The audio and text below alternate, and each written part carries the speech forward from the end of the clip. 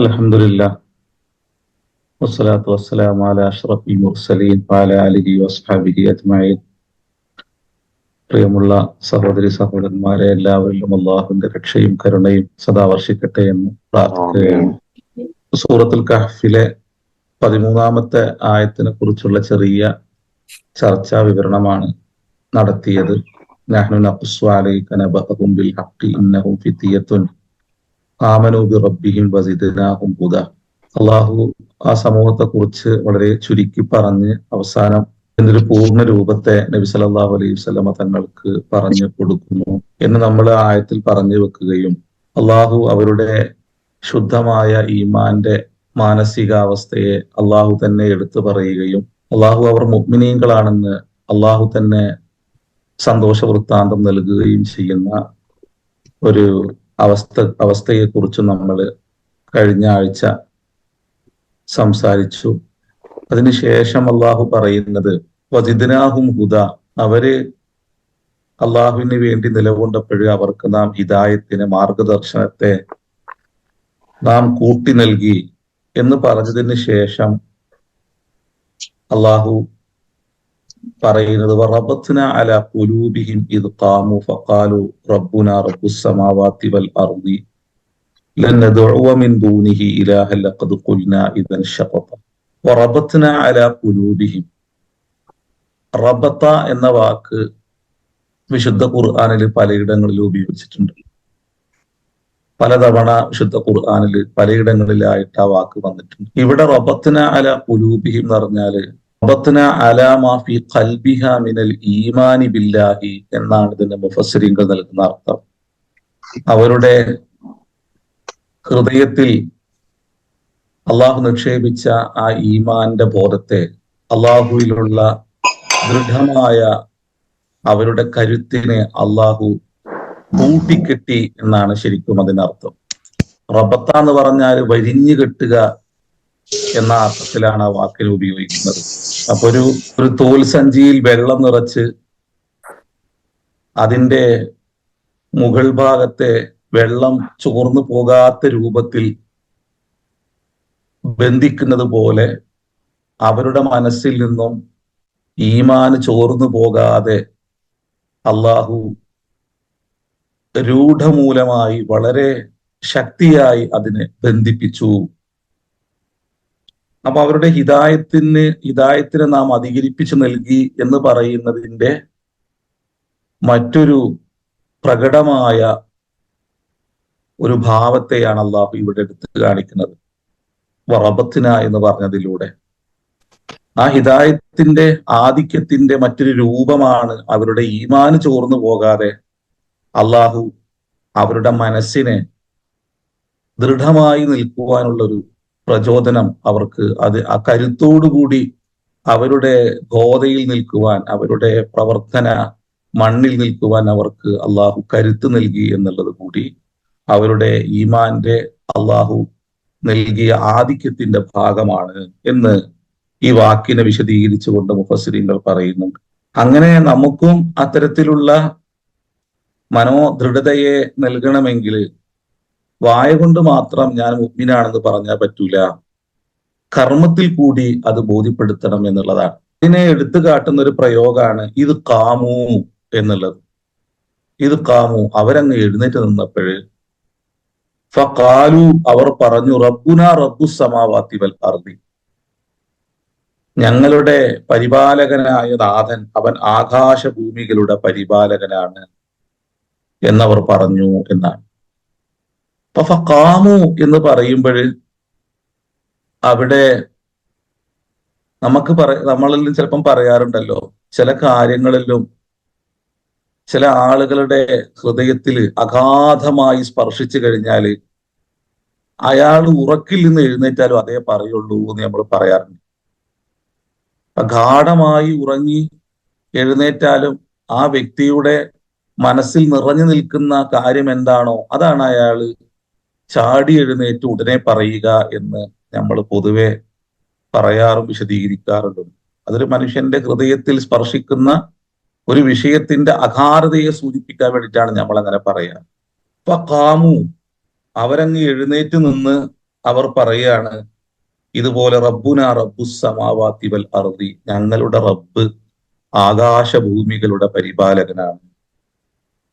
ഇപ്പൊ ഈ ഒരു വാക്കിന്റെ ഉള്ളില് അവരെങ്ങനെയാണ് അള്ളാഹുവിനെയും അള്ളാഹുവിലുള്ള ദൃഢമായ ബോധത്തെയും അള്ളാഹു റബ്ബാണ് എന്ന തിരിച്ചറിയലിനെയും എത്രത്തോളം അഗാധമായി ഉൾക്കൊണ്ടിരുന്നു എന്നുള്ള ഒരു വിഷയത്തെ അള്ളാഹു ഈ വാക്കിന്റെ ഉള്ളിൽ അള്ളാഹു ചേർത്ത് വെക്കുന്നുണ്ട്. നമ്മൾ കഴിഞ്ഞ ആഴ്ച പറയുണ്ടായി റബ്ബിനെ തിരിയാത്തതാണ് എന്ന്. റബ്ബിനെ തിരിഞ്ഞു കഴിഞ്ഞാൽ മാത്രമേ മനുഷ്യൽ തവക്കുലുണ്ടാവുള്ളൂ. റബ്ബിനെ തിരിച്ചറിഞ്ഞിട്ടില്ലെങ്കിൽ തവക്കുലി എന്ന് പറയുന്ന ഒന്ന് ജീവിതത്തിൽ നഷ്ടപ്പെട്ടു പോകും. ഇപ്പൊ നമ്മൾ വായ കൊണ്ട് അള്ളാഹു ഉണ്ട്, ഒരു സൃഷ്ടാവുണ്ട്, പ്രപഞ്ചനാഥനുണ്ട്, പ്രപഞ്ചത്തെ സൃഷ്ടിച്ചൊരു മഹാശക്തി ഉണ്ട് എന്ന് പറയുക മാത്രമല്ല വേണ്ടത്. ആ ശക്തി എന്നെ പരിപാലിക്കുവാൻ, എന്റെ ഏത് വിഷയത്തിലും ഇടപെടുവാൻ, എന്നെ എല്ലാ അർത്ഥത്തിലും സംരക്ഷിക്കുവാൻ അവൻ കഴിവുള്ളവനാണ് എന്ന തിരിച്ചറിവും ബോധ്യവും ഉണ്ടാകുന്നിടത്താണ് റബ്ബുന റബ്ബുസ് സമാവാതി വൽ അർളി എന്ന് പറയാൻ കഴിയുന്നത്. അതുകൊണ്ട് തവക്കുൽ ഉണ്ടാവണം. അപ്പൊ തവക്കുലിനെ വിശദീകരിക്കുന്നിടത്ത് പണ്ഡിതന്മാര് പറയുന്നുണ്ട് എങ്ങനെയാണ് റബ്ബിനെ എങ്ങനെയാ മനസ്സിലാക്കേണ്ടി എന്നുള്ളത്. അപ്പൊ ഒരു കർഷകന് അയാളുടെ മണ്ണില് നന്നായി അധ്വാനിക്കുന്നു, അയാളുടെ അവയവങ്ങള് ചലിച്ചുകൊണ്ടേയിരിക്കുന്നു. അങ്ങനെ അയാൾ രാവും പകലും ആ മണ്ണിൽ കൊത്തി, ആ മണ്ണിനെ പാകപ്പെടുത്തി, അതിൽ വിത്തിറക്കി, അവസാനം അയാളുടെ മുകളിലേക്കുള്ളൊരു നോട്ടുണ്ട്, ഇനി എപ്പോഴാണ് മഴ വരിക. അപ്പൊ അത് അയാളുടെ കയ്യിൽപ്പെട്ടതല്ല. മഴ വർഷിക്കുക എന്നതുമായി മനുഷ്യന് ബന്ധമില്ല.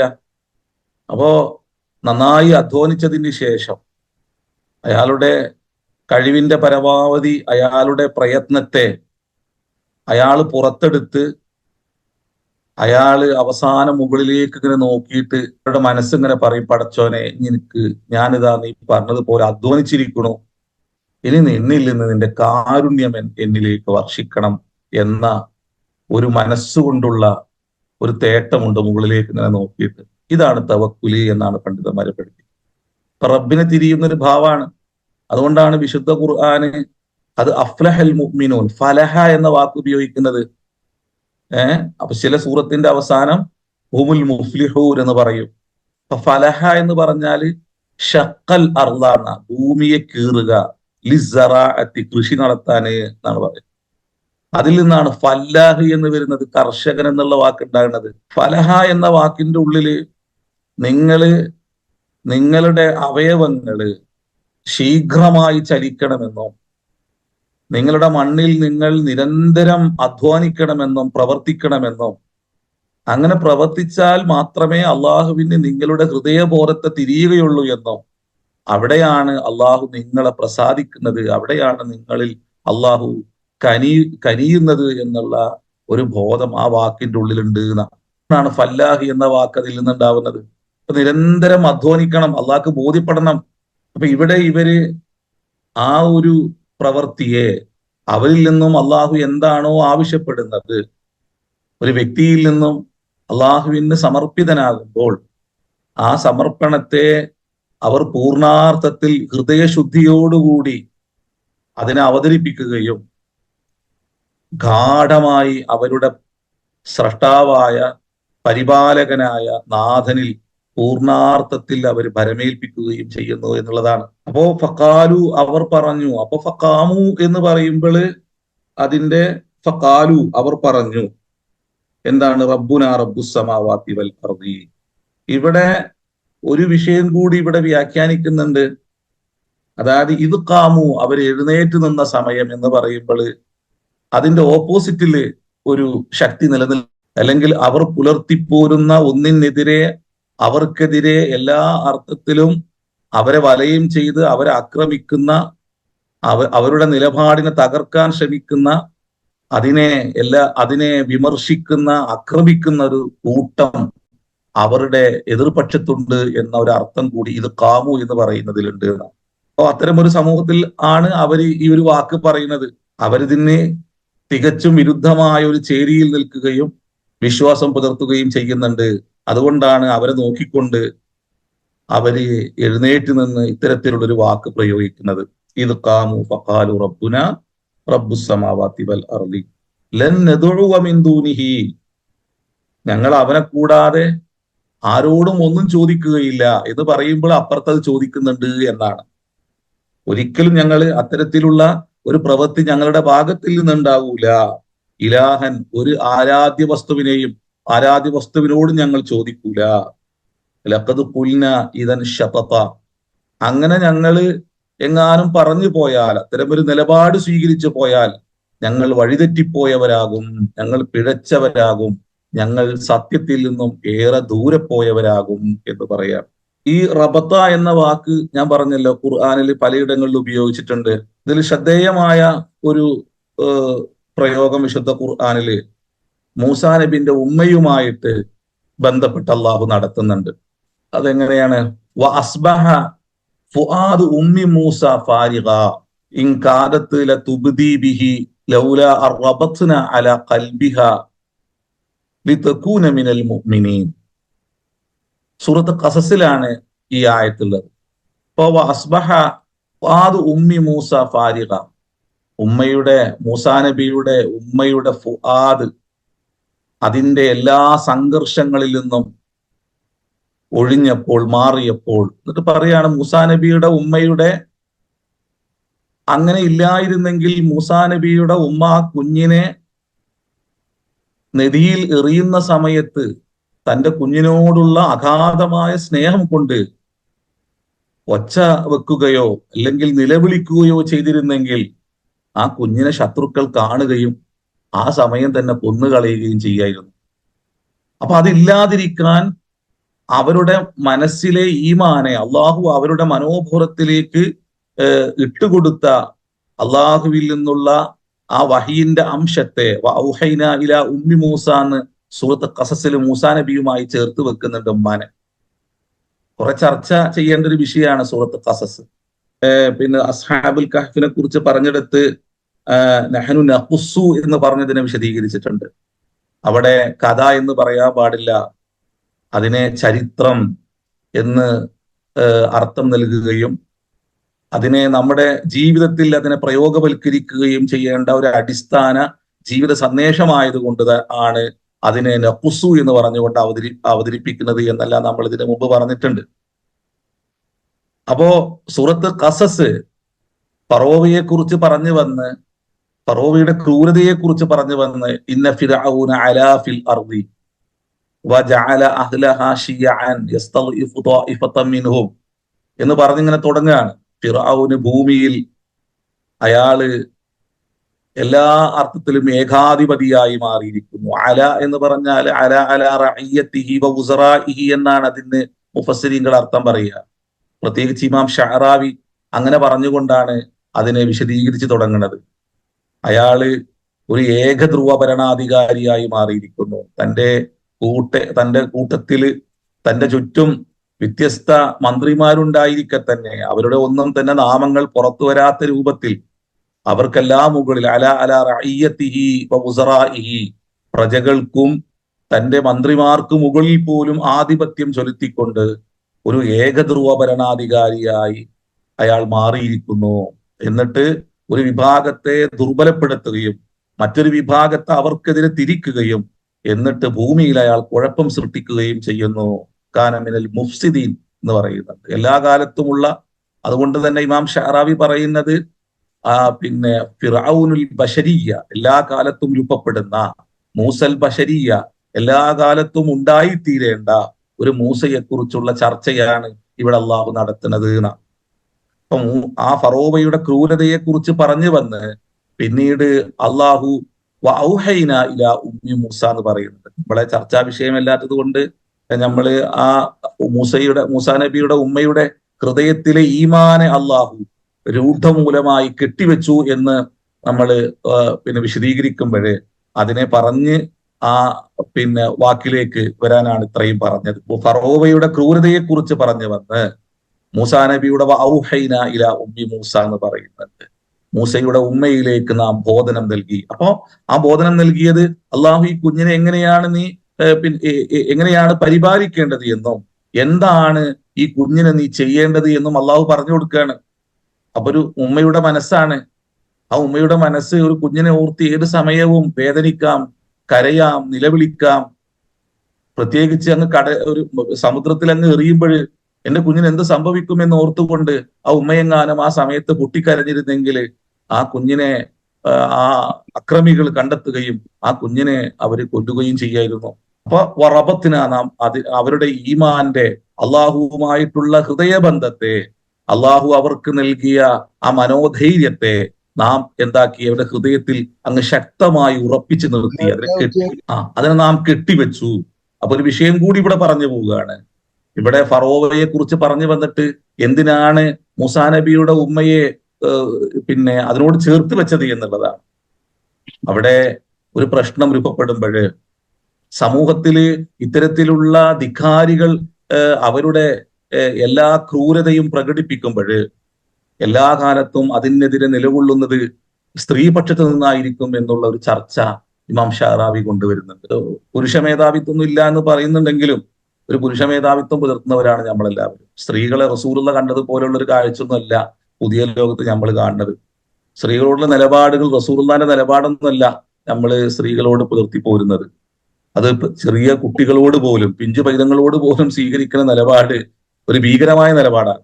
പെൺകുഞ്ഞാണെങ്കിൽ ആ കുഞ്ഞിനോട് പുലർത്തുന്ന അള്ളാഹു ഒരു സമൂഹത്തിന്റെ പുനർജീവനത്തെ, നിരുദ്ധാരണത്തെ, അതിന് തുടക്കം കുറിക്കാൻ ഒരു ഉമ്മക്ക് വഹി നൽകി എന്ന് പറയുന്നിടത്ത് ഒരു ഉമ്മയുടെ സ്ഥാനത്ത് അള്ളാഹു എടുത്തു കാട്ടുന്നുണ്ട്. അതുകൊണ്ടാണ് സൂറത്ത് തഹരീമിൽ അക്രമികളായ ജനതക്ക് അല്ലെങ്കിൽ നിഷേധികളായ ജനതക്ക് ലൂത്ത് നബിയുടെയും നൂഹ് നബിയുടെയും ഭാര്യമാരെ അടയാളമായി അള്ളാഹു അവതരിപ്പിക്കുകയും ഇവിടെ ഇന്നത്തെ പുതിയ ലോകത്തെ ചർച്ചകളിലും വരുന്നുണ്ട്. പുതിയ ലോകത്ത് ഇപ്പോ ഈ ഹോമോസെക്സിനെ കുറിച്ചും അതുപോലെ തന്നെ ലെസ്ബിയൻ ആളുകളെ കുറിച്ചുള്ള ചർച്ചകൾ നടക്കുന്നുണ്ടല്ലോ. അവിടെ ഈ ലൂത്ത് നബിയുടെ ഭാര്യ ആ ഒരു പക്ഷം ചേർന്നവളായിരുന്നു എന്ന് പറയുന്നുണ്ട്. ഒന്ന് ഈ ഹോമോസെക്സും മറ്റൊന്ന് ലെസ്ബിയൻ ആളുകളുടെ ആ ഒരു ചിന്താധാരയെ അവതരിപ്പിച്ചിരുന്നു അവര് എന്ന് പറയുന്നുണ്ട്. അപ്പോ അവർക്ക് വേണ്ടി മാത്രമുള്ളതല്ല, ഞങ്ങൾക്കും ഇതെല്ലാം ആകാം എന്നുള്ള ഒരു തോന്നല് അവർക്കുണ്ടായിരുന്നു. അത്തരത്തിലുള്ള ഒരു പക്ഷക്കാരിയായിരുന്നു അവരെന്നുള്ള വായന ഉണ്ട് അവിടെ. അതുകൊണ്ടാണ് തന്റെ കുടുംബത്തെ സംരക്ഷിച്ചപ്പോൾ അള്ളാഹു അവരെ മാത്രം അക്രമികളോടൊപ്പം ചേർത്ത് അള്ളാഹു നശിപ്പിച്ച് കളയുന്നത്. അപ്പൊ എന്തുകൊണ്ട് അവിടെ പേര് പറഞ്ഞില്ല എന്നുള്ളതാണ്. അതെല്ലാം വലിയ ചർച്ചയാണ്. പ്രത്യേകിച്ച് ഇമാം ഷാറാവി നടത്തുന്നുണ്ട്, എന്തുകൊണ്ട് ഇവരുടെ ഒന്ന് പേര് പറയാതെ പോയി. അതുപോലെ തന്നെ മുഅ്മിനീങ്ങൾക്ക് പാഠമായിട്ട് അള്ളാഹു എല്ലാ കാലത്തുമുള്ള മാറിമറിയുന്ന അള്ളാഹുവിൽ വിശ്വസിക്കുന്ന, ഈ പ്രപഞ്ചനാഥനിൽ വിശ്വാസം അർപ്പിക്കുന്ന, അവന്റെ ഉലൂഹിയത്തും റുബൂബിയത്തും നന്നായി തിരിയുന്ന, മനസ്സിലാക്കുന്ന അല്ലെങ്കിൽ മനസ്സിലാക്കിയ ഒരു സമൂഹത്തിന് മാതൃകയായിട്ട് അള്ളാഹു ഈസാ നബിയുടെ ഉമ്മയെയും മറിയമിനെയും അതുപോലെ തന്നെ ഈ പറഞ്ഞ ഫറോവയുടെ ഭാര്യയെയും ചേർത്ത് വെക്കുന്നുണ്ട്. ഫറോവയുടെ ഭാര്യയെ പോലെയുള്ള ഒരു ദൃഢമായ ഈമാനെ പുരുഷന്മാര് സ്വീകരിക്കണം എന്നാണ് ആ പറഞ്ഞു വെക്കുന്നത്. അതാ ഞാൻ പറഞ്ഞത്, സ്ത്രീയെ കാണുന്ന രൂപത്തിലല്ല, നമ്മൾ അള്ളാഹു കാണുന്ന രൂപത്തിലല്ല നമ്മൾ സ്ത്രീയെ കാണുന്നത്. അള്ളാഹു എങ്ങനെയാണ് ഒരു സ്ത്രീയെ അവതരിപ്പിക്കുന്നത്? ഒരു സ്ത്രീയുടെ മഹത്വത്തെ, മനോധൈര്യത്തെ, മനോവീര്യത്തെ, സമൂഹത്തിൽ അവർ സൃഷ്ടിക്കുന്ന മഹാവിപ്ലവത്തെ, പ്രതിസന്ധികൾ രൂപപ്പെടുമ്പോൾ അവിടെ ചങ്കൂറ്റത്തോടുകൂടി ആ പ്രതിസന്ധിക്ക് മുമ്പിൽ നിന്നുകൊണ്ട് അക്രമികൾ ചീറിപ്പാഞ്ഞു വരുമ്പോൾ അവര് വെട്ടുവാനും കൊല്ലുവാനും അവരുടെ കൈകൾ ഛേദിക്കുവാനും കാലുകൾ ഛേദിക്കുവാനും അവര് ആക്രോശിക്കുമ്പോൾ അതിന്റെ മുമ്പിൽ നിൽക്കുന്ന ധീരയായ ഒരു ഉമ്മയെ ആ ഫറോവയുടെ ഭാര്യയിലൂടെ കാണിക്കുന്നുണ്ട്. അതുകൊണ്ടാണ് അവർ റബ്ബി ബിനിലി ബൈത്തം ഫിൽ ജന്ന എന്ന് പറഞ്ഞത്. കാരണം കൊട്ടാരത്തിന്റെ മുമ്പിൽ വെച്ചിട്ടാണ് ക്രൂശിക്കുന്നത്. എല്ലാ സൗഭാഗ്യങ്ങളും എല്ലാ സന്തോഷങ്ങളും ജീവിതത്തിന്റെ എല്ലാ ജീവിതാന്തരീക്ഷവും നിലനിൽക്കുമ്പോൾ ഇവിടെ വെച്ച് ഒരു പ്രവാചകനോടൊപ്പം ചേരുകയാണല്ലോ, ഒരു പ്രവാചകനെ സംരക്ഷിക്കുകയാണല്ലോ, ഒരു പ്രവാചകന്റെ കൂടെ നിന്നുകൊണ്ട് പ്രപഞ്ചനാഥനായ അള്ളാഹുവിന് വേണ്ടി നിലപാടുകൾ സ്വീകരിക്കുകയാണ്. തന്നെ വരിഞ്ഞു കെട്ടിയ കുരിശുമരത്തിൽ നിന്ന് തന്റെ വലം കൈ ഛേദിക്കുകയും ഇടങ്കാല് ഛേദിക്കുകയും അതോടൊപ്പം തനിക്ക് മുമ്പിൽ അസ്ത്രം പിടിച്ചുകൊണ്ട് തന്നെ നെഞ്ചിലേക്ക് അസ്ത്രം പിടിച്ചു നിൽക്കുന്ന പട്ടാളക്കാരന്റെ മുമ്പിൽ നോക്കിക്കൊണ്ട് പോലും കൊട്ടാരത്തിലെ രാജ്ഞി, പടച്ചോനെ എനിക്ക് നിന്റെ സ്വർഗത്തിലൊരു ഭവനം മതി എന്ന് പറയുമ്പോൾ ഒരു സ്ത്രീയുടെ മനോധൈര്യം എന്താണ്? അള്ളാഹുവിലുള്ള ദൃഢബോധ്യം എന്താണ്? അവരല്ലാതെ ആരെയാണ് അള്ളാഹു സത്യവിശ്വാസികൾക്ക് മാതൃകയായിട്ട് വെക്കാനുള്ളത്? ഇതേപോലെ ഒരു ശത്രു അതിന്റെ എല്ലാ രൗദ്രഭാവത്തെയും പ്രകടിപ്പിച്ചു കൊണ്ടിരിക്കുമ്പോൾ, പിഞ്ചു പൈതങ്ങളെ ക്രൂരമായിട്ട് കൊന്നൊടുക്കുമ്പോൾ, ഇന്നത്തെ പുതിയ ലോകത്ത് ഇങ്ങനത്തെ സ്ത്രീകളെ കാണുന്നുണ്ട് കേട്ടോ. ആസിയ ബീവിയെ കണ്ടുകൊണ്ടിരിക്കുന്നുണ്ട്. അതോടൊപ്പം തന്നെ മൂസാ നബിയുടെ ഉമ്മമാര് അവരുടെ ഉറക്കിൽ നിന്നും എഴുന്നേറ്റ് അവര് മൂസാ നബിയുടെ ഉമ്മയുടെ എല്ലാ ഭാവത്തെയും പ്രകടിപ്പിക്കുന്നുണ്ട് പുതിയ ലോകത്ത്.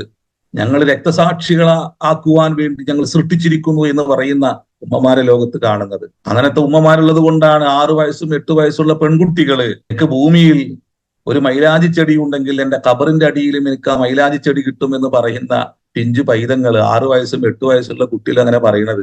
ആരാണ് അവർക്ക് ഈ ഒരു കരുത്ത് നൽകുന്നത്? മരണത്തെക്കുറിച്ചുള്ള സ്വപ്നം, മരണത്തെക്കുറിച്ചുള്ള നിറമാർന്ന സ്വപ്നങ്ങൾ ആരാണ് അവർക്ക് നൽകിയിട്ടുള്ളത്?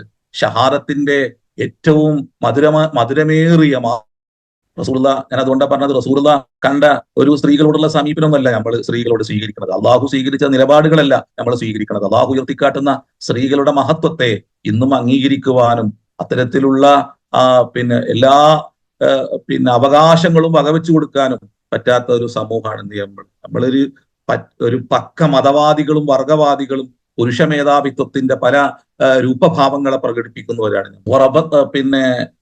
മൂസാ നബിയുടെ ഉമ്മയുടെ ഹൃദയാന്തരാളത്തിൽ അള്ളാഹു നിക്ഷേപിച്ച ഈമാൻ അള്ളാഹു പൂട്ടിവെച്ചു. ഇവിടെയും റബത്ത എന്ന വാക്കാണ് ഉപയോഗിച്ചത്. അസ്ഹാബുൽ കഹ്ഫിന്റെ വിഷയത്തിൽ ഉപയോഗിച്ചതുപോലെ റബത്ന അലാ ഖുലൂബിഹിം എന്ന് പറഞ്ഞതുപോലെ മൂസാ നബിയുടെ ഉമ്മയുടെ മനസ്സിനെയും നാം എന്താക്കി? വലൗലാ റബത്ന, നാം അങ്ങനെ പൂട്ടിയില്ലായിരുന്നെങ്കിൽ, ആ ഈമാന് ചോർന്നു പോകാത്ത രൂപത്തിൽ നാം അവരുടെ കൽബിനെ നാം പൂട്ടിയില്ലായിരുന്നെങ്കിൽ ആ കുഞ്ഞിനെ അവർ കാണുമായിരുന്നു. അപ്പോ ലിതകൂനമിനൽ മുഅ്മിനീൻ, അവര് ദൃഢബോധ്യമുള്ള പൂർണ്ണ നിർഭയത്വം പ്രാപിച്ചവരാകാൻ വേണ്ടിയിട്ട് അള്ളാഹു എന്താക്കി? അവരുടെ ഹൃദയത്തെ അങ്ങ് പൂട്ടിക്കളഞ്ഞു. അതാണ് റബത്ത എന്ന് പറഞ്ഞാൽ. അല്ല കൽബിക. ഇവിടെ ഫുആദി എന്ന വാക്കും കൽബി എന്ന വാക്കിനെയും പിന്നെ വിശദീകരിക്കുന്നുണ്ട്. അത് എന്ന് പറഞ്ഞാല് സംഘർഷങ്ങള്, സങ്കീർണതകള്, പ്രയാസങ്ങള് എല്ലാം നിറഞ്ഞു നിൽക്കുന്ന ഒരു മാനസികാവസ്ഥയാണ് ഫുആദ് എന്ന് പറയുന്നത്. അതെല്ലാം അങ്ങ് കഴിഞ്ഞാൽ ആ ഫുആദ് കൽബെന്ന് പറയുന്ന ഒരു അവസ്ഥയിലേക്ക് മാറും, അഥവാ ശാന്തമായ ഒരു അവസ്ഥയിലേക്ക് മാറും. അപ്പൊ ശാന്തമായ ഒരു മാനസികാവസ്ഥ നിലനിൽക്കുമ്പോൾ അതിനെ എന്റെ ഹൃദയത്തിന്റെ അവസ്ഥ എന്ന് പറയും, മറ്റേത് ഫുആദിന്റെ അവസ്ഥ എന്ന് പറയും. ഇങ്ങനെ അവസ്ഥാഭാവങ്ങളെ ഈ 2 വാക്കിലൂടെ മുഫസ്സിരീങ്ങൾ വിശദീകരിക്കും. റബ്ബുസ് സമാവാതി വൽ അർദ് ലൻ നദഉ മിൻ ദൂനിഹി ഇലാഹൻ ലഖദ് ഖുൽനാ ഇദൻ ശതതാ.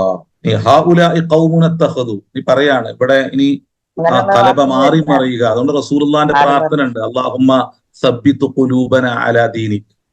അപ്പോ ഹൃദയം എപ്പോഴും ഇങ്ങനെ മാറി മറിഞ്ഞുകൊണ്ടേയിരിക്കും. അതുകൊണ്ടാണ് അറബിയിൽ അതിന് കൽബ് എന്ന ഒരു പേരെന്നുള്ളത്. അതുകൊണ്ട് അങ്ങനെ പ്രാർത്ഥിക്കണം എന്നാണ്. അല്ലാഹുമ്മ സബ്ബിത് ഖൽബി അലാ ദീനിക, അല്ലെങ്കിൽ അല്ലാഹുമ്മ സബ്ബിത് ഖുലൂബന അലാ ദീനിക എന്നെല്ലാം ഇങ്ങനെ പ്രാർത്ഥിക്കണം എന്നാണ്. അല്ലാഹുമ്മ യാ മുഖല്ലിബൽ ഖുലൂബ് സബ്ബിത് ഖൽബി അലാ ദീനിക എന്ന് റസൂൽ എപ്പോഴും പ്രാർത്ഥിച്ചിരുന്നു എന്നാ. അപ്പൊ നമ്മളങ്ങനെ പ്രാർത്ഥിക്കണം. അതുകൊണ്ടാണ് നമ്മൾ ഈ ചർച്ചയിൽ നമ്മൾ കാര്യമായിട്ട് റബ്ബുമായി ബന്ധപ്പെട്ട് നമ്മൾ ചർച്ച നടത്തിയതും അതുകൊണ്ടാണ്. നമുക്ക് തിരിയേണ്ടതുണ്ട് കുറെ സംഗതികൾ. നമ്മളെ മക്കൾക്ക് അങ്ങനെ ഒരു ബോധം പകർന്നു നൽകേണ്ടതുണ്ട്. നമ്മൾ ചിലപ്പോഴെല്ലാം പറയാറുണ്ട്, നമ്മളെ മക്കളോട് നമ്മൾ മുസ്ലിം ആണെന്ന് പറയുമ്പോൾ ഏതർത്ഥത്തിലുള്ള മുസ്ലിം ആകണം എന്നാണ് നമ്മൾ പഠിപ്പിക്കുന്നത്. ആ വാക്കിന്റെ ഒരു ആത്മാവിനെ ഉദ്ദീപിക്കുന്ന രൂപത്തിലുള്ള അർത്ഥവും ആശയവും പറഞ്ഞു കൊടുത്തിട്ടാണോ ഈ വാക്കിനെ നമ്മൾ പ്രയോഗിക്കുന്നത്? ഒരു അറബിയെ സംബന്ധിച്ചിടത്തോളം ഈ വാക്കെല്ലാം ഉപയോഗിക്കുമ്പോൾ അതിന്റെ ഉള്ളിലുള്ള ഒരു അള്ളാഹു എന്താണോ ആ വാക്കിന്റെ ഉള്ളില് അള്ളാഹു അർത്ഥം നിറച്ചു വെച്ചിട്ടുള്ളത്, ഒരു ആശയത്തെ നിറച്ചു വെച്ചിട്ടുള്ളത്, അതിന്റെ പൂർണ്ണ അർത്ഥവും ആശയവും അവരുടെ മനസ്സിലും ചിന്തയിലൂടെയും കടന്നു പോകുന്നുണ്ട്. എന്നാലും നമ്മെ സംബന്ധിച്ചിടത്തോളം ഈ വാക്കുകളിൽ ഉപയോഗിക്കുമ്പോൾ നമുക്ക് അത്തരത്തിലുള്ള ഒരു മാനസികാവസ്ഥ ഉണ്ടാകുന്നുണ്ടോ? തീർച്ചയായിട്ടും ഇല്ല. ഇപ്പൊ നമ്മളിപ്പോ ഉറങ്ങി എഴുന്നേറ്റു, നമ്മളെല്ലാവരും അൽഹംദുലില്ലാഹില്ലദീ അഹ്യാനി ബഅദമാ അമാതനി എന്ന് പറഞ്ഞാൽ നമ്മൾ ആ വാക്കിന്റെ അർത്ഥം നമുക്ക് അറിയില്ല. അതുകൊണ്ട് നമ്മളെ റൂഹ് ഉണർന്നിട്ടില്ല. എപ്പോഴും നമ്മളെ ശരീരമേ ഉണർന്നിട്ടുള്ളൂ, റൂഹ് ഉണർന്നിട്ടില്ല. നമ്മളിപ്പോഴും ഒരു നഹ്ലത്ത്, ഒരു ഉണർവ് നമുക്ക് ഇപ്പോഴും വന്നിട്ടില്ല. ശരീരം ഇങ്ങനെ പിന്നെ എഴുന്നേറ്റിരിക്കുന്നു, മിഴിയെല്ലാം തുറന്നിരിക്കുന്നു എന്നതിനപ്പുറം റൂഹ് എന്ന് പറയുന്ന ഒന്ന് ഉണർന്നിട്ടില്ല. അത് നമ്മൾ ചൊല്ലുന്നത്, നമ്മൾ പറയുന്നത് നമ്മുടെ അകം അറിയാത്തത് കൊണ്ടാണ്, ഉള്ളറിയാത്തത് കൊണ്ടാണ്. ബിസ്മിക്ക അമൂത്തു എന്ന് പറഞ്ഞു, പടച്ചോനെ മരിക്കുക എന്ന് പറഞ്ഞു. ഇന്നലെ ആരെങ്കിലും മലയാളത്തിൽ അത് പറഞ്ഞിട്ടുണ്ടോ? മലയാളത്തിൽ പറഞ്ഞിരുന്നെങ്കിൽ പിന്നെ അടുത്ത് ഭാര്യ ഉണ്ടെങ്കിൽ ഭാര്യ ചോദിക്കും നിങ്ങൾ എന്താ പറഞ്ഞെന്ന് ചോദിക്കും. പടച്ചോനെ ഞാൻ മരിക്കുക എന്ന് പറയുമ്പോ അപ്പൊ പെട്ടെന്ന് ഉണരും. അപ്പൊ നമ്മൾ അറിയാത്ത വാക്കുകൾ ഇങ്ങനെ പറഞ്ഞുകൊണ്ടേയിരിക്കുകയാണ്. നമ്മളെ കുട്ടികളോട് നമ്മൾ പറയാണ് എടാ മുസ്ലിം ആകണം എന്ന് പറയാണ്. അപ്പൊ ഈ കുട്ടിക്കും തിരിണില്ല, എന്താണ് മുസ്ലിം ആകുക എന്ന് കുട്ടിക്ക് തിരിണില്ല. അപ്പൊ ഇത്തരത്തിലുള്ള ശക്തമായ ഈമാനും അതുപോലെ തന്നെ ആ ഈമാൻ അനുസരിച്ചുള്ള കർമ്മവും എല്ലാം തന്നെ നമ്മുടെ ജീവിതത്തിൽ അതിന്റെ പൂർണ്ണതയോടുകൂടി ഉണ്ടാകണമെങ്കിൽ നമ്മൾ പറയുന്ന വാക്കുകളുടെ അർത്ഥവും ആശയവും ആത്മാവിന് ബോധ്യപ്പെടണം. എന്നാലേ അതിലുണ്ടാവുള്ളൂ. നിങ്ങളോട് മുസ്ലിം ആകാന്ന് പറയുമ്പോൾ അതിന്റെ അർത്ഥം കൂടി പറഞ്ഞു കൊടുക്കണം എന്നാ ഞാൻ പറഞ്ഞത്. മുസ്ലിം ആകണം എന്ന് പറഞ്ഞ് പടച്ചോന് കീഴ്പ്പെടണം. ആ പടച്ചോന് കീഴ്പ്പെടുന്നത് എവിടൊക്കെയാണ്? അതുകൊണ്ട് സൂറത്തുൽ ലുഖ്മാന് ഇതിനെ മനോഹരമായിട്ട് വിശദീകരിക്കുന്നുണ്ട്. ഒരു കുഞ്ഞിനോട് സംസാരിക്കുമ്പോൾ ഏത് നിലപാട് സ്വീകരിക്കണമെന്നും ആ കുഞ്ഞിനോട് എങ്ങനെയാണ് ആ കുഞ്ഞിന്റെ ബോധത്തിലേക്ക് നിങ്ങൾ ഈമാനെ സന്നിവേശിപ്പിക്കേണ്ടതെന്നും അള്ളാഹു പഠിപ്പിക്കുന്നുണ്ട്. ഒരു പിതാവിനെ വെച്ചുകൊണ്ട് പഠിപ്പിക്കുന്നുണ്ട്. അപ്പൊ നിന്റെ കണ്ണ് അള്ളാഹ്ക്ക് കീഴ്പ്പെട്ടതായിരിക്കണം, നിന്റെ കേൾവി കീഴ്പ്പെട്ടതായിരിക്കണം. പിന്നെ ഞാനിപ്പോ കഴിഞ്ഞ ദിവസം നമ്മള് പറഞ്ഞതുപോലെ പിന്നെ നമ്മള് ഖുർആൻ ഓതുമ്പോൾ വൈദാ ഖറഅത്തൽ ഖുർആന ഫസ്തഇദ് ബില്ലാഹ് എന്ന് പറഞ്ഞതുപോലെ വൈദാ അഖത്തൽ ജവ്വാല ഫസ്തഇദ് ബില്ലാഹ് എന്ന് കൂടി കുട്ടിനോട് പറഞ്ഞെന്നാണ് പിന്നെ തോന്നാറ്. ഫോൺ എടുത്തു കഴിഞ്ഞാൽ അള്ളാഹുവിനോട് പിന്നെ എന്താക്കണം, ശരണം തേടണം എന്ന് കുട്ടിയോട് ഖുർആൻ എടുത്താൽ തേടുന്നത് പോലെ കാണാം. അവിടെ പിശാച് ഇടപെടുകയും നമ്മളെ ചിന്തയെ ദുർബലപ്പെടുത്തുകയും നമുക്ക് തിരിയാത്ത പിന്നെ അവസ്ഥയിലുണ്ടാവും. അപ്പൊ ഇതേപോലെ ഇന്ന് പിന്നെ മൊബൈൽ എടുത്തു കഴിഞ്ഞാൽ നമ്മുടെ എല്ലാ ഈമാനും ചോർന്നു പോകുന്ന ഒരു അവസ്ഥാവിശേഷത്തിലേക്ക് നമ്മൾ പിശാച്ച് കൊണ്ടുപോകും. അതിന്റെ നന്മയിൽ നിന്നും തിന്മയിലേക്ക് കൊണ്ടുപോകും. അപ്പൊ കണ്ണും കാതും കേൾവിയെല്ലാം പടച്ചോന് കീഴ്പ്പെടാനുള്ള ശക്തമായ ബോധം നമ്മളെ കുട്ടിയേക്ക് നൽകേണ്ടതുണ്ട്. അങ്ങനെ പറഞ്ഞു കൊടുക്കേണ്ടത്, അങ്ങനെയാണ് മുസ്ലിം ആകേണ്ടത്. അങ്ങനെ മുസ്ലിം ആയി കഴിഞ്ഞാൽ മാത്രമേ ഈമാൻ എന്താകുള്ളൂ, നിലനിൽക്കുള്ളൂ. അപ്പൊ അതിന്റെ ആമുഖം മാത്രം പറഞ്ഞു വെക്കാം. ഏകദേശം അപ്പൊ ഇവിടെ ഇനി വളരെ ശ്രദ്ധിക്കണം നമ്മള്. പിന്നെ ഈ പ്രയോഗങ്ങളിൽ ഇപ്പൊ ഈ അള്ളാഹുവിന് വേണ്ടി നിലകൊണ്ട ഒരു സമൂഹം അവര് ഗുഹാമുഖത്ത് അഭയം തേടുകയാണ്. എന്നിട്ട് ആ സമയത്തും തന്റെ സമൂഹത്തോടുള്ള, ജനതയോടുള്ള അഗാധമായ സ്നേഹത്തെയും അവരുടെ വിഷയത്തിലുള്ള ഒരു നീറ്റലിനെയും അവർ പ്രകടിപ്പിക്കുകയാണ് ഈ വാക്കിൽ. ഹൗലാഇ ഖൗമുന, നമ്മുടെ ഈ സമൂഹം ഉണ്ടല്ലോ, അവർ ഇത്തഖദൂ മിൻ ദൂനിഹി ആലിഹ, അള്ളാഹനെ കൂടാതെ അവര് ദൈവങ്ങളെ സ്ഥാപിച്ചിരിക്കുന്നു എന്ന് കാണാൻ പറ്റും. യാ ഖൗമി, എന്റെ പ്രിയപ്പെട്ട സമൂഹമേ എന്നാണ് അവർ ഉപയോഗിക്കുക. മക്കളെ വിളിക്കുമ്പോൾ ലുക്മാന് പിന്നെ ഉപയോഗിക്കുന്നത് പോലെ, യാ ബുനയ്യ, എന്റെ പൊന്നുമോനെ എന്ന് ഉപയോഗിക്കുന്നത് പോലെ മനുഷ്യരോട് സംസാരിക്കുമ്പോൾ പ്രയോഗിക്കേണ്ട രീതിശാസ്ത്രത്തെ, പ്രയോഗിക്കേണ്ട വാക്കിലെ വാത്സല്യത്തെ, സ്നേഹത്തെ അള്ളാഹു പഠിപ്പിക്കുകയാണ് അവിടെ.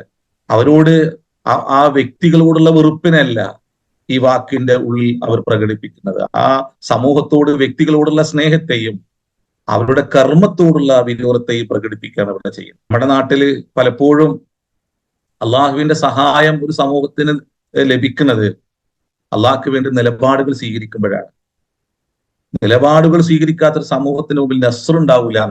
എത്ര നിങ്ങൾക്ക് എന്തുണ്ടായാലും, നിങ്ങളുടെ കൈകളിലുള്ള ഏതൊന്നിലേക്ക് നോക്കിയിട്ടും നിങ്ങൾക്ക് ആധിപത്യം നമ്മൾക്ക് ലഭിക്കും എന്ന് നിങ്ങൾ പറഞ്ഞാലും അള്ളാഹുവിന് വേണ്ടി നിലപാട് സ്വീകരിക്കുന്നില്ലെങ്കിൽ നിങ്ങളുടെ കൈകളിലുള്ള ഒന്നും നിങ്ങൾക്കൊരു ഉപകാരം ഉണ്ടാക്കൂല എന്നാണ്. അതുകൊണ്ടാണ് ഹുനൈൻ യുദ്ധത്തില് പിന്നെ ആൾബലം അവരെ അന്ധരാക്കി എന്നാണല്ലോ. അപ്പൊ ഞങ്ങൾക്ക് ഭയങ്കര ആൾബലമുള്ളത് കൊണ്ട് വിജയിക്കും എന്നാണ് കരുതിയത്. പക്ഷെ ഒരു പ്രവാചകന്റെ സാന്നിധ്യം അത്തരം ഒരു ചിന്തക്ക് ഒരു അർത്ഥവും നൽകുന്നില്ല. ആൾബലമല്ല, നിങ്ങളുടെ വിശ്വാസത്തിന്റെ ദൃഢതയാണ് എല്ലാ കാലത്തും അള്ളാഹു നിങ്ങൾക്ക് നസ്റിനെ, സഹായത്തെ നൽകിയിട്ടുള്ളത് എന്ന് പിന്നീട് അവരെ ബോധ്യപ്പെടുത്തുകയാണ്. നമ്മുടെ നിലനിൽക്കുന്ന നമ്മുടെ പ്രശ്നങ്ങളിലും ഏതെങ്കിലും തരത്തിലുള്ള നമ്മുടെ കഴിവുകളോ ഏതെങ്കിലും മറ്റെന്തെങ്കിലും സംവിധാനങ്ങളോ അല്ല നിങ്ങൾക്ക് സഹായം നൽകുന്നത്. നിങ്ങളുടെ സമൂഹത്തോട് നിങ്ങൾ സ്വീകരിക്കുന്ന ആ സമൂഹത്തിന്റെ വിഷയത്തിൽ അള്ളാഹുവിന് വേണ്ടി നിങ്ങൾ പുലർത്തുന്ന നിലപാടെന്താണോ ആ നിലപാടിനെ അടിസ്ഥാനാക്കിയിട്ടാണ് അള്ളാഹു തിരിച്ച് ആ സമൂഹത്തോട് പ്രതികരിക്കുക.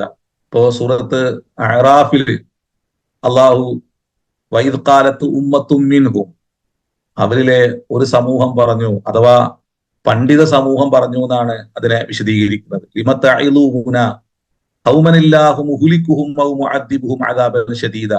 അള്ളാഹു അതിശക്തമായി ശിക്ഷിക്കാനിരിക്കുന്ന ഈ സമൂഹത്തോട് നിങ്ങൾ എന്തിനാണ് ഉപദേശിക്കാൻ വേണ്ടി പോകുന്നത്? പറയാണ് മഅദിറത്തൻ ഇലാ റബ്ബിക്കും, അവരുടെ നാഥന്റെ മുമ്പിൽ നമ്മൾക്ക് ഉദുറ് ബോധിപ്പിക്കണല്ലോ, പടച്ചോനെ ഞങ്ങൾ നിനക്ക് വേണ്ടി നിലപാടുകൾ സ്വീകരിച്ചിട്ടുണ്ട് എന്ന് പറയാൻ വേണ്ടിയിട്ടാണ്. അപ്പൊ ആയത്തിൽ 3 വിഭാഗങ്ങളെ കുറിച്ച് പറയുന്നുണ്ട്. ഒന്ന്, തിന്മകൾ നടമാടുമ്പോൾ ഒരു സമൂഹം അക്രമവും അനീതിയും അധർമ്മവും പുലർത്തുമ്പോൾ അതിന്റെ മുമ്പിൽ നിശബ്ദരായി തങ്ങളുടെ സ്വസ്ഥമായ ജീവിതപാതയിൽ അവര് ആർത്ത് ആനന്ദിച്ച് ജീവിക്കുകയും ആ സമൂഹത്തോട് ഒരു നിലക്കുമുള്ള കടപ്പാടും പുലർത്താതിരിക്കുകയും ചെയ്യുന്ന ഒരു പണ്ഡിത സമൂഹം. ഇന്ന് നമ്മളെ നാട്ടിലേക്ക് ഈ ആയത്തിന് ഇങ്ങനെ വെച്ച് കഴിഞ്ഞാല് അതിന്റെ ഒരു പൂർണ്ണ ചിത്രം അള്ളാഹു ഇങ്ങനെ പറഞ്ഞു തരുന്നത് നമുക്ക് കാണാൻ പറ്റും. അപ്പൊ ഈ ഓരോ വരികളിലും ആരൊക്കെയാണെന്ന് അള്ളാഹു പറഞ്ഞു തരുന്നുണ്ട്. വൈദ് കാലത്ത് ഉമ്മത്തും മിൻഹും ലിമ തഅഇലൂന, അവരെന്തിനാണ് ഉപദേശിക്കുന്നത്, അപ്പൊ അവരാരാണ് എന്ന അതിനൊരു വൃത്തത്തിലാക്കിയിട്ട് അതിന്റെ ഉള്ളിൽ ആരാണെന്ന് നമുക്ക് പറഞ്ഞു തരും. അപ്പൊ അതിന്റെ ഉള്ളില് നിങ്ങൾ എന്ന് പറയുമ്പോൾ അവരാരാണെന്നും അള്ളാഹു നമുക്ക് പറഞ്ഞു തരും. ഹൃദയബന്ധം അതോടൊപ്പം അവർ സ്വീകരിക്കുന്നുണ്ട്. കൗബുന, ഞങ്ങളുടെ പ്രിയപ്പെട്ട സമൂഹം എന്നാണ്. അപ്പൊ അവർ ഓർത്തൊരു വേദന ഉണ്ട്.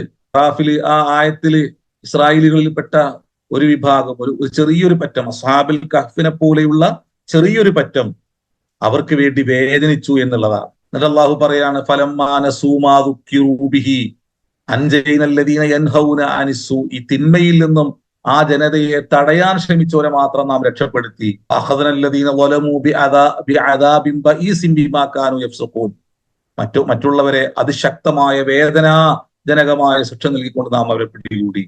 ഫലമ്മാ അതൗ അമ്മാ നുഹൂ അൻഹു ഖുൽനാ ലഹും കൂനൂ ഖിറദത്തൻ ഖാസിഈൻ. അവിടെ ഖിറദത്ത് എന്നുള്ളത് ആ അക്രമികളായ സമൂഹമായിരുന്നെന്നും, മറ്റൊരിടത്ത് വജഅൽനാ മിൻഹുമുൽ ഖിറദത വൽ ഖനാസീർ, പന്നികളെയും കുരങ്ങന്മാരെയും ഉണ്ടാക്കി എന്ന് പറഞ്ഞോടത്ത് ഇബ്നു അബ്ബാസ് റളിയല്ലാഹു അൻഹുവിന്റെ വ്യാഖ്യാനം, പന്നികള് അവിടെ നിശബ്ദത പാലിച്ച, ഇവരെ പിന്തിരിപ്പിക്കാൻ ശ്രമിച്ച സമൂഹത്തിലുള്ള മേലാളന്മാരായിരുന്നു എന്നുള്ളതാണ്. നിങ്ങളൊന്നും പറയാൻ വേണ്ടി പോണ്ട, ഓല പാട്ടിന് പോയിക്കോട്ടെ. ഒരു സമൂഹത്തിൽ എപ്പോഴാണ് തിന്മയോട് എപ്പോഴാ സമരസപ്പെടൽ? അത് ആ സമൂഹത്തോട് നീതിബോധം പുലർത്താതെ പോകുമ്പോഴാണ്. നീതിബോധം പുലർത്താതെ പോവുക എന്ന് പറഞ്ഞാല് ആ സമൂഹത്തിന് എത്തിച്ചു കൊടുക്കേണ്ട, നിരന്തരം അവർക്കിടയിൽ നടത്തേണ്ട ചർച്ചയുണ്ട്. അവരെ കുറിച്ച് വേദനിക്കേണ്ട, അവരെ കുറിച്ച് ഓർത്ത് മനസ്സ് നൊമ്പരപ്പെടേണ്ട കുറെ കാര്യങ്ങളുണ്ട്. അത് ആ സമൂഹത്തിന് ഇല്ലാതെ പോകുമ്പോൾ, ഒരു പ്രവാചകന്മാരുടെ മനസ്സ് നഷ്ടപ്പെടുമ്പോൾ, ആഖിറം എന്ന് പറയുന്ന മരണാനന്തര ജീവിതം എന്ന് പറയുന്ന സത്യത്തെ വായ കൊണ്ട് പറയുന്നതിനപ്പുറം ഹൃദയം കൊണ്ട് ബോധ്യപ്പെടാതെ പോകുമ്പോൾ ആ സമൂഹത്തോട് നിലപാടുകൾ സ്വീകരിക്കാൻ പറ്റൂല, കാരുണ്യം സ്വീകരിക്കാൻ പറ്റൂല. അതുകൊണ്ടാണ് ഇന്ന് എല്ലാ തിന്മയോടും നമ്മൾ സമരസപ്പെട്ടു പോകുന്നത്. മൂസാ നബിന്റെ സമൂഹം 40 ദിവസം കൊണ്ടാണ്, മൂസാ നബി 40 ദിവസത്തേക്ക് വേണ്ടി തൂരി സീനാ മലയിലേക്ക് അള്ളാഹുവിൽ നിന്നും ഹുക്മിനെ സ്വീകരിക്കുവാൻ, വേദത്തെ സ്വീകരിക്കുവാൻ, നിയമപുസ്തകം സ്വീകരിക്കാൻ വേണ്ടി പോയി. അല്പം ദിവസം കഴിഞ്ഞപ്പോഴേക്കും ഇവിടെ സാമിരി അവരുടെ ആഭരണങ്ങൾ ഒരുക്കി അവർക്ക് പശുക്കുട്ടി ഉണ്ടാക്കിയിട്ട് മൂസ ദൈവത്തെ തേടി പോയിരിക്കുകയാണ്, ഇവിടെ തന്നെ ഉണ്ട് എന്ന് പറഞ്ഞിട്ട് ഓർക്കത് ഉണ്ടായി കൊടുത്തു. ഒരു പ്രവാചകന്റെ അഭാവം മറ്റൊരു പ്രവാചകൻ ഉണ്ടായിക്കൊണ്ടിരിക്കെ തന്നെ ഉണ്ടായ ഒരു ഭീകരമായ ഒരു അന്തരീക്ഷത്തെ അള്ളാഹു സൂറത്ത് അറാഫത്തിന് എടുത്തു കാട്ടുന്നുണ്ട്. പണ്ട് മനസ്സ് പിടച്ച പ്രവാചകൻ താൻ വേദവുമായിട്ട് വരുമ്പോൾ ആ വേദം അങ്ങ് വലിച്ചെറിഞ്ഞു എന്നാണ്. പിന്നെ കോപം ക്ഷമിച്ചപ്പോഴാണ് ആ വേദം പോയിട്ട് എടുത്തത് എന്നും സൂറത്ത് അറാഫ് പറയുന്നുണ്ട്. നമ്മളൊരു സമൂഹത്തോട് തിന്മയിൽ സഹകരിക്കുകയാണ്. ആ തിന്മയിൽ സഹകരിച്ചു കഴിഞ്ഞാൽ സ്നേഹം ഉണ്ടാവുമോ? സൗഹൃദം ഉണ്ടാവുമോ? അത് ബോധ്യപ്പെടുത്തി കൊടുക്കേണ്ട. അത് നിരന്തരം പറയുമ്പോഴാണ് അവർക്കും തിരിയ, ആരെ എന്തിനു വിളിക്കണം, എന്തിനു വിളിക്കരുത്. മനുഷ്യനെ അങ്ങനെ തിരിയലും ചെയ്യും. അപ്പൊ ചില വിഷയത്തിൽ നിലപാടുകൾ സ്വീകരിക്കുമ്പോൾ ആളുകൾ പറയില്ലേ, അയാൾ അതിലേക്ക് വിളിക്കണ്ട, അയാളുടെ നിലപാട് ഇന്ന നിലപാടാണ്, അദ്ദേഹത്തിന്റെ നിലപാട് അത് നമ്മളിൽ തികച്ചും വ്യത്യസ്തമാണ്, അതിൽ ധാർമ്മികതയുണ്ട്. അപ്പൊ ഇന്ന് നമ്മളുടെ നിലപാടിൽ ധാർമ്മികത ഉണ്ടോ ഇല്ലേ എന്നുള്ളതാണ്. ആ ധാർമ്മികത ഇല്ലാത്തത് കൊണ്ടാണ് പലതിലും പെട്ടുപോണത്. തൗഹീദിനെ കീറി മുറിച്ച് സംസാരിക്കുന്നവർ പോലും പെട്ടുപോണത് കൊണ്ടാണ്. അപ്പൊ ഇവിടെ ആ സമൂഹത്തോടുള്ള സ്നേഹം ഉണ്ടായിരിക്കണം, മനുഷ്യനോടുള്ള. അവർ പുലർത്തുന്ന തിന്മകളോട് വെറുപ്പുണ്ടായിരിക്കണം. ഇന്ന് നമ്മൾ തിന്മകളോട് വെറുപ്പില്ല, വ്യക്തികളോടാണ് വെറുപ്പ്. വ്യക്തികളെ തന്നെ വെറുപ്പിക്കുകയാണ്, വ്യക്തികളെ ആക്ഷേപിക്കുകയാണ്, അവരെ നിന്ദിക്കുകയാണ്. അത് സമൂഹത്തിന്റെ ഉള്ളിലാണെങ്കിലും പുറത്താണെങ്കിലും വ്യക്തികളെ ആക്ഷേപിക്കുവാനോ നിന്ദിക്കുവാനോ പാടില്ല. വ്യക്തിത്വത്തെ എപ്പോഴും ആദരിക്കണം. എന്നാൽ അവർ സ്വീകരിക്കുന്ന നിലപാടുകൾ ഉണ്ടാവും. നിലപാടിനോട് എപ്പോഴും നമ്മൾ എന്താക്കണം? ആ നിലപാടിനെ ശരിപ്പെടുത്താനും ആ നിലപാടിലെ തെറ്റിനെ ചൂണ്ടിക്കാണിക്കുവാനും അതിന്റെ ശരിയും തെറ്റും ബോധ്യപ്പെടുത്താനുമുള്ള ജാഗ്രതയുള്ള നിലപാടുകൾ സ്വീകരിക്കണം, പ്രവർത്തനങ്ങൾ സ്വീകരിക്കണം. അപ്പോ എല്ലാവരും അങ്ങോട്ടും ഇങ്ങോട്ടും തിരിച്ചറിയും, ഇതിന് വിളിക്കണോ, പിന്നെ ഏതിന് വിളിക്കരുത് എന്നുള്ളതെല്ലാം തന്നെ അങ്ങോട്ടും ഇങ്ങോട്ടും അറിയും. പണ്ട് അങ്ങനെ ഉണ്ടായിരുന്നു, ഇന്നത് പൊളിഞ്ഞുപോയി. അപ്പൊ എവിടേക്കെയോ നമ്മൾ ഫറോവിയൻ പിന്നെ ചിന്തകളുമായിട്ട് സമരസപ്പെട്ടു പോകുന്നുണ്ട്. ഒരു പ്രവാചകന്റെ ദർശനത്തിന്, സന്ദേശത്തിന്, റിസാലത്തിന് വിരുദ്ധമായ നിലപാടുകൾ സ്വീകരിച്ചവരോട് എവിടേക്കെയോ നമ്മൾ സമരസപ്പെടുന്നുണ്ട്. അതുകൊണ്ട് കോലം കെട്ടിയിട്ട് അള്ളാഹിന്റെ മുമ്പിൽ സുജൂദ് ചെയ്യുന്ന ചിത്രങ്ങൾ കാണുകയാണ് നമ്മൾ. നഊദു ബില്ലാഹ്. എന്താ പറയാ? അപ്പോ ഇതിനുള്ള അടിസ്ഥാനം ഈ പറഞ്ഞതുപോലെ ആഖിറം. നിങ്ങൾ നോക്കൂ, അസ്ഹാബുൽ കഹ്ഫിന് എവിടെ നിന്ന് വെച്ച് നോക്കിയാട്ടെ നിങ്ങള്. നമ്മൾ അസ്ഹാബുൽ കഹ്ഫിനെ ചർച്ച ചെയ്യാണ്. എന്ത് നിലപാടാണ് അവർ സ്വീകരിച്ചത്. എന്നാൽ ഇവിടെ ഈ കൗമുന എന്ന് പറയുമ്പോൾ ആ സമൂഹത്തോടുള്ള സ്നേഹത്തിന്റെ ഒരു മൂർത്തമായ ഭാവത്തെ അതിന്റെ ഉള്ളില് നിങ്ങളൊന്ന് പിന്നെ ഒന്ന് വായിച്ചു നോക്കി.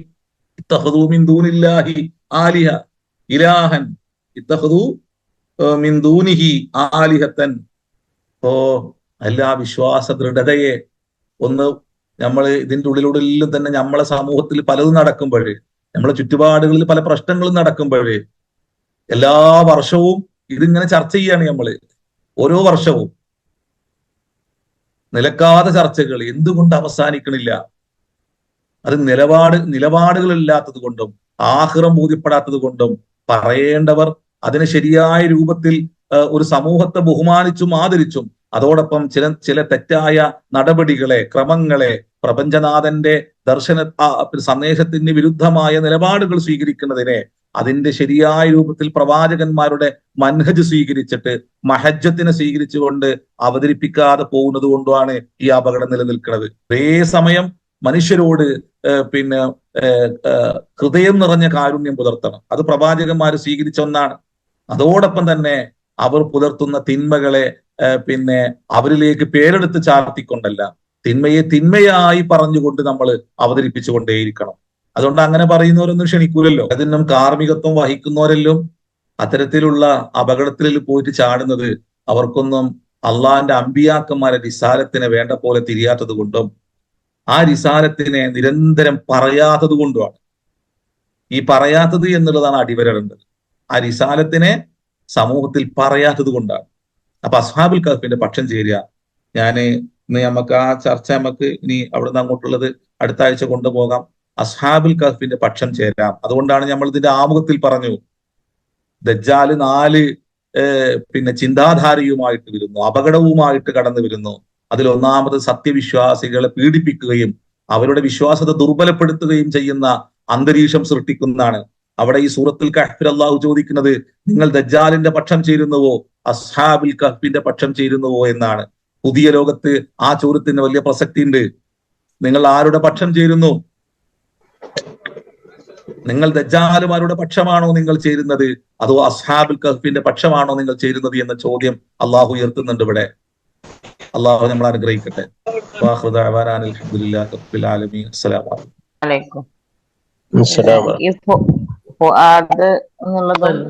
എന്നുള്ളതും പറഞ്ഞല്ലോ. സങ്കീർണമായ മനസ്സുകൾ അങ്ങനെയുള്ളതാണ് ഫുആദ് എന്നുകൊണ്ട് പറഞ്ഞ് അത് ശാന്തമാകുമ്പോഴാണ് കൽബിലേക്ക് എത്തുന്നതാണ്. ഒന്ന് വിശദീകരിച്ചരാമോ? പിന്നെ നമ്മൾ ഈ പറഞ്ഞ ആയത്തിലില്ലേ, പിന്നെ മൂസാ നബിന്റെ ഉമ്മയുമായി ബന്ധപ്പെട്ടിട്ട് പിന്നെ ഉമ്മി മൂസ ഫാരിഖ. അപ്പോ പിന്നെ ആ ഫാരിഖ എന്നുള്ളതിൽ ആ സംഘർഷങ്ങളെല്ലാം നീങ്ങിപ്പോയപ്പോഴെന്നാണ്.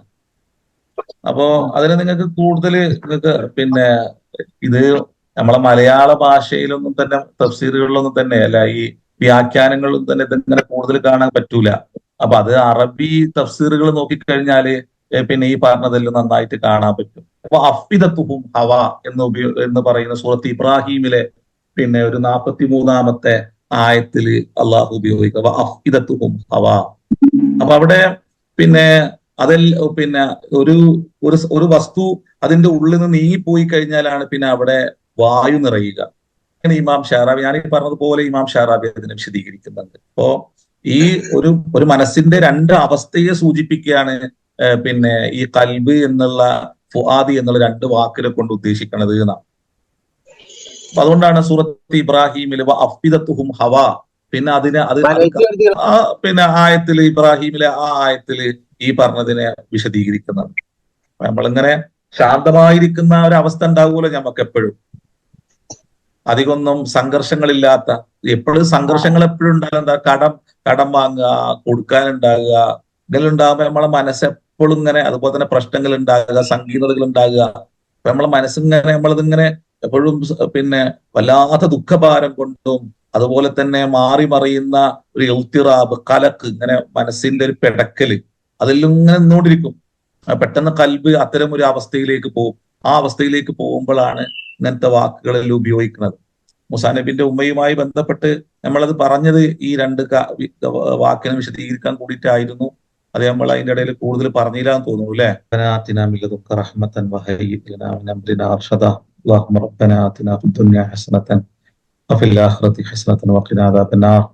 നമുക്ക് പുറത്തിരിക്കുകയും നമ്മളെ മാതാപിതാക്കൾക്ക് പുറത്ത് കൊടുക്കുകയും നമ്മളിൽ നിന്ന് മരിച്ചു പോയവർക്ക് അള്ളാഹു സ്വർഗം നൽകി അനുഗ്രഹിക്കുകയും ചെയ്യട്ടെ.